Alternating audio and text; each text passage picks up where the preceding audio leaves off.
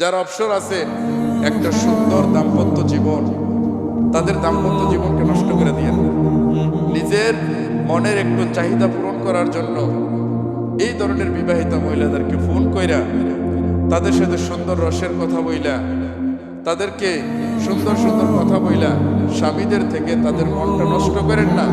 আপনি তো তারা নিয়ে সংসার করবেন না, তারা বিবাহ করবেন না, তাইলে একটু মনের চাহিদা পূরণ করার জন্য কি দরকার একটা প্রবাসীর বউয়ের সাথে এরকম ছলনাময় সম্পর্ক কইরা তাদের মধ্যে সংসার নষ্ট করার দরকার আছে? নাই।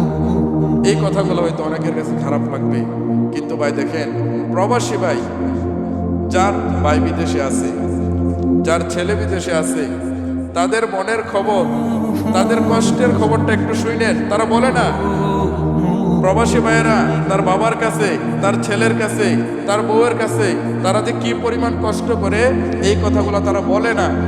বললে মা কষ্ট পাবে, বাবা কষ্ট পাবে, 3 বেলার মধ্যে 2 বেলাও ঠিক মতো খাইতে পারে না। এত কষ্ট করে কেন?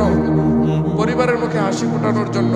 আর পরিবার যখন পরকীয়া লিপ্ত হয়, এই কথাটা যখন একজন প্রবাসী ভাই শুনে, তখন তার অবস্থাটা কি হয় চিন্তা করছেন?